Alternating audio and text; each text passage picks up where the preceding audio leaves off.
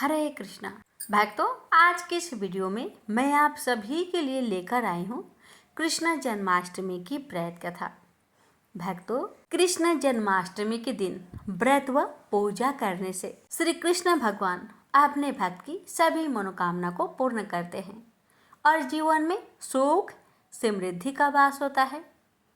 भक्तों, शास्त्रों में वर्णित है कि जन्माष्टमी व्रत रखने से जन्म जन्मांतर के पाप नष्ट होते हैं और मोक्ष की प्राप्ति का मार्ग सरल होता है। यह व्रत केवल उपवास ही नहीं बल्कि मन, वचन और कर्म से पवित्र रहने का संकल्प भी है। श्री कृष्ण की कृपा से घर में कलह समाप्ति होती है और परिवार में प्रेम और एकता बढ़ती है।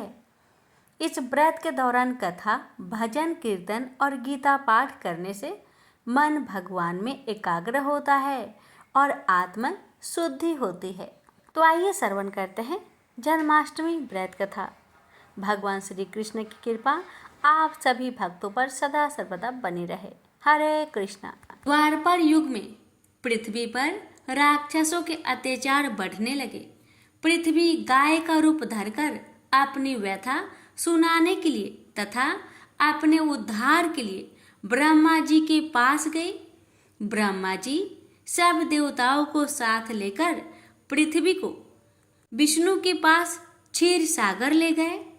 उस समय भगवान विष्णु अनंत शैया पर शयन कर रहे थे। स्तुति करने पर भगवान की निद्रा भंग हो गई।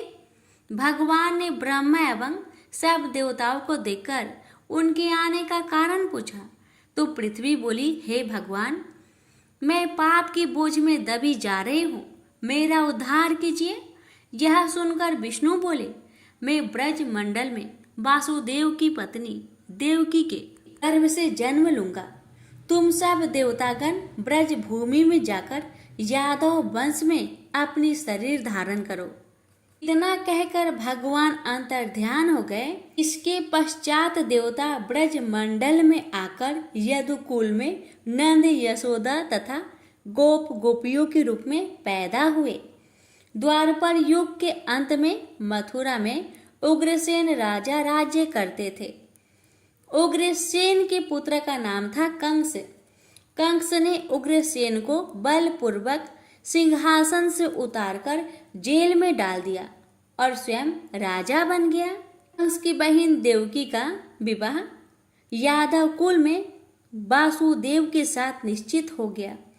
जब कंस देवकी को विदा करने के लिए रथ के साथ जा रहा था तो आकाशवाणी हुई, हे कंस, जिस देवकी को तू बड़े प्रेम से विदा कर रहा है उसका 8वां पुत्र तेरा संहार करेगा।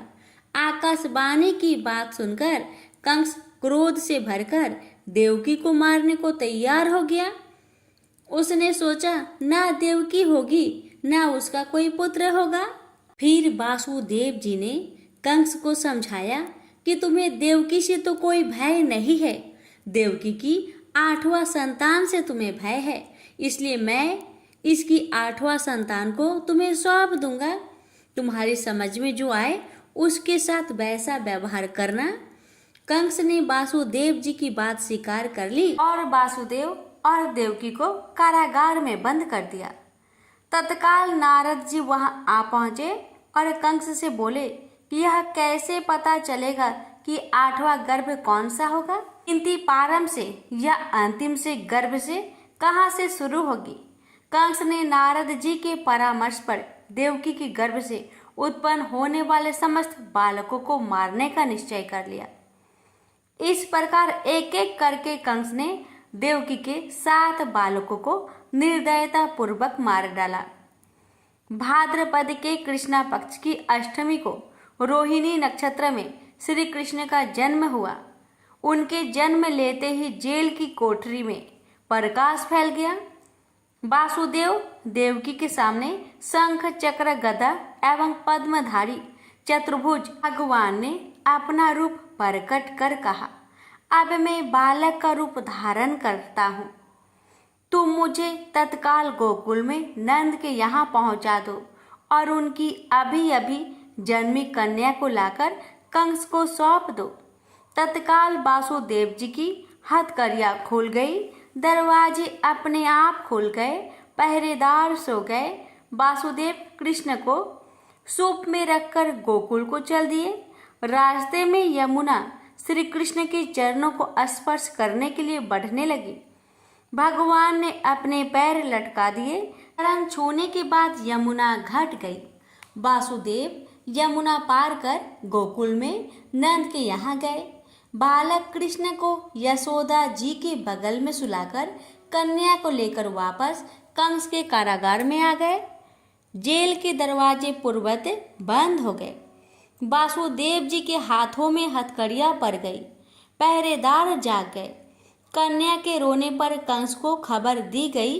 कंस ने कारागार में आकर कन्या को लेकर पत्थर पर पटककर मारना चाहा, परंतु वह कंस के हाथ से छूटकर आकाश में उड़ गई और देवी का रूप धारण कर बोली, हे कंस, मुझे मारने से क्या लाभ है? तेरा शत्रु तो गोकुल में पहुंच चुका है। यह दृश्य देखकर कंस हतप्रभ और व्याकुल हो गया। कंस ने श्री कृष्ण को मारने के लिए अनेक दैत्य भेजे। श्री कृष्ण ने अपनी अलौकिक माया से सारे दैत्यों को मार डाला। बड़े होने पर कंस को मारकर उग्रसेन को राजगद्दी पर बैठाया। श्री कृष्ण की पुण्य जन्म तिथि को तभी से सारे देश में हर्षोल्लास से मनाया जाता है। प्रेम से बोलिए श्री कृष्ण भगवान की जय।